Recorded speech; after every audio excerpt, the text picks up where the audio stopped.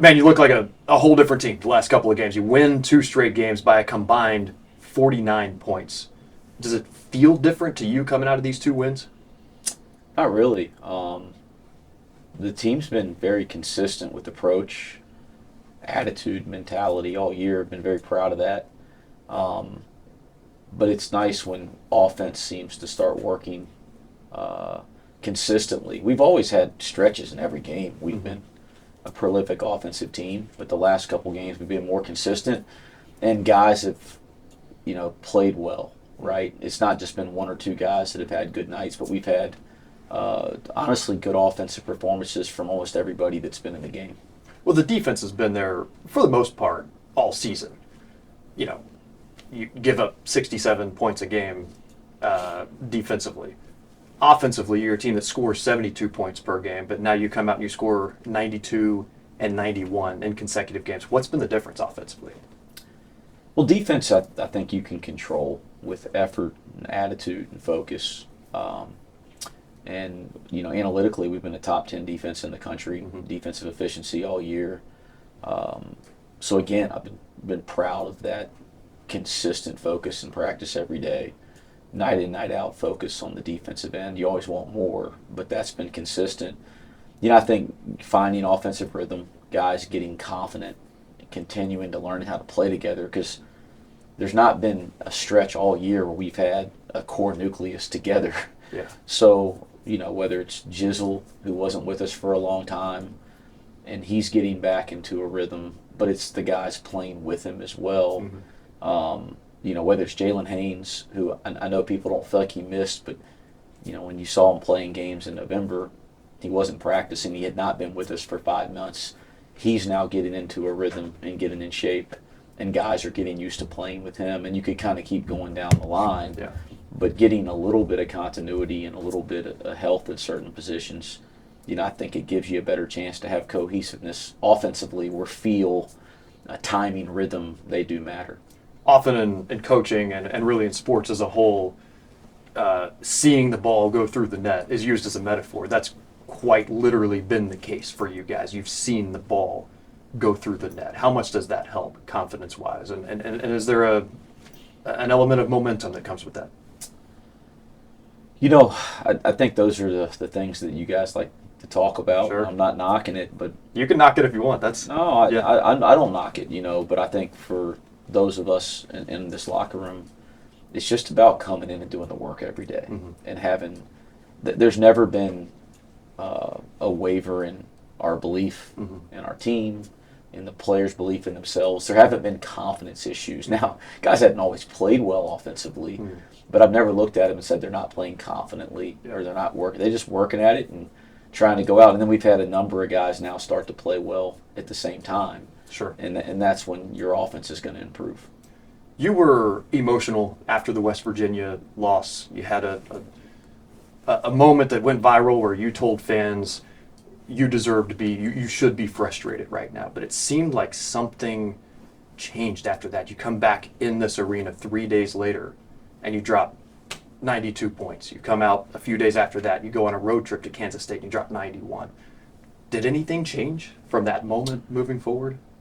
Not really. I'm never going to apologize for being myself, and I'm an emotional person. I care deeply about our program, about our players, about this university and this city, and so I hurt when we don't get the result, and I have no problem with people being frustrated, because we have that frustration at the highest level in moments like the end of the West Virginia game.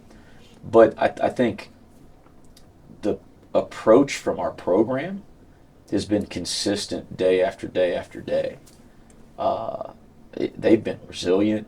I think if people were able to see the way they've approached things, regardless of the uncontrollable things that have been thrown in their face, and there's been a lot of uncontrollable issues.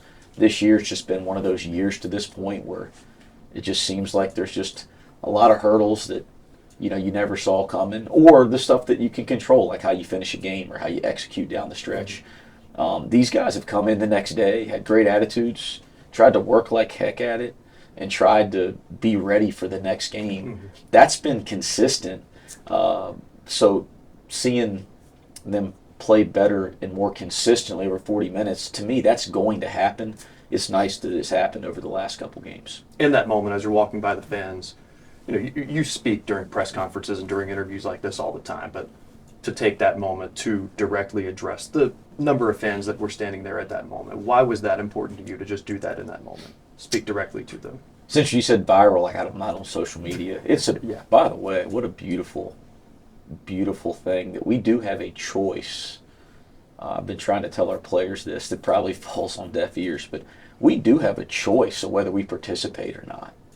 And I have not opened social media in 5 or 6 months, and it's been liberating. I'm sure it has. For 1,000 reasons, not just because of the role in leadership in a basketball program, but just all of the free time now that I have to do things that matter more. Where you don't have a phone in your face. I don't have a phone. And you realize the addiction of it. And I'm 42, and I at least grew up when that wasn't there at some point in my life. These guys don't know the difference, but it's been so liberating. I had no idea it went viral. When you're in the public light and you're in the arena, in any arena, most of us don't hear that stuff, right? You may feel the energy, but you don't hear that kind of stuff. But that was back in the tunnel, and it's like you and I talking now. So, I heard what people were saying, and, I think it's important that people understand I'm not okay either. It doesn't sit well with me that, we had a number of games that were double-figure leads or significant leads in the second half, and we're not closing them out. It's not like it's just okay. It's not okay with the guys in that locker room. We're doing everything we can. And I have no problem explaining that to somebody if I can hear it directly like that in a one-on-one situation. So I didn't know the cameras were on. It wasn't just kind of being yourself. And I love our fans. I love the people that support this program and care about this program. And I want it for our players first, but I want it for the fans and the supporters as much as anything as well. Jizzle has averaged 19 in his last 3 games. To get these performances, and specifically on that offensive end here recently that you've gotten from him, how much does that mean to you and to the team overall? Yeah, he's improved as a player. They were going under everything last year. People were playing off of him, daring him to shoot, leaving him open. He was one of the guys people helped off of. He's made a concerted effort to really work on his jump shot, and now he's not only a guy you can't help off of or you can't go underneath the screen. You have to pay attention to his shooting ability. He's always been very dynamic in pick and roll, making the right decision or getting to his mid-range or getting downhill. Now with the ability to shoot it behind the line, it just makes him that much better of a player. But he works at it like crazy. I think that's maybe one of the most frustrating parts was this offseason, that he missed the opportunity to work, because when he's in a routine, he works as good as anybody. Some of that work's starting to show now. So 6 more opportunities here in the regular season before you get to Big 12 tournament play. What has to happen for your team, starting with Utah this weekend? We just have to get better in practice tomorrow. And keep doing the things that we've been doing. Again, it's been a rewarding group to work with. There's been some very frustrating results because we've been right there so many nights. But the day-to-day work's been rewarding, and I think if you stick with that, results start to find you. So what we got to do is get better in practice, do a great job preparing. There's one game on the schedule right now, and that's Utah, and then we can worry about whatever's after that when it's over. So when I look back at some of the games that you've won previously this season, and maybe some of the games that you've created some separation in, for example, Colorado here in town comes to mind. You create some separation there, then they cut it back to a close game later on. These last couple of games, you've created separation and you've put the game to sleep. What's been the difference from that standpoint? Well, I think 2 things. I think when you're playing in this league, people aren't going to go away. I mean, people don't lie down and fold. You're talking about the best league in college basketball. Great coaches, great players, great competitiveness, great environments when you're on the road. So just because you play well and build a lead, when people make a run, it doesn't always mean that you're doing the terrible things. Sometimes you're playing against really good players and really good teams, and they're gonna throw a counterpunch. The second thing I'd say is we're learning how to play down the stretch as a team. We are, and it's been a consistent process.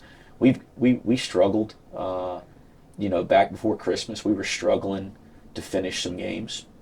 But since Christmas, it might not always have resulted in a win, but we've gotten better and better in the ways that we close games out, how we defend down the stretch, how we execute down the stretch, understanding the kind of shots that we're looking for, some of the little execution things that go into scouting that people don't always understand. We have been consistently improving. And then, I think, as you mentioned, whether it's Central Florida or Kansas State, the things I'm most proud of is that when there were moments where a team was trying to get back in the game, we really defended. We led with our defensive identity, which gave us some easy baskets on the offensive end. And so I think when things get tough for this team, you mentioned how great, we've been at defense all year long.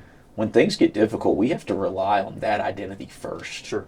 And when we do that, we give ourselves the best chance to work through any difficult sequence. How relieving or refreshing was it to get a win on the road finally? I mean, it seems like that's one of those just elusive things that you just couldn't get off your back this season. You finally get a win on the road. How refreshing was that? Yeah, I don't know if I've ever been in fact, sure of it, I've never been at a point in the season where your first road win is in February. So that's been frustrating. But I knew that these guys would figure that out. We've had great moments on the road. We just haven't been able to put together 40 minutes. I thought we did that against Kansas State.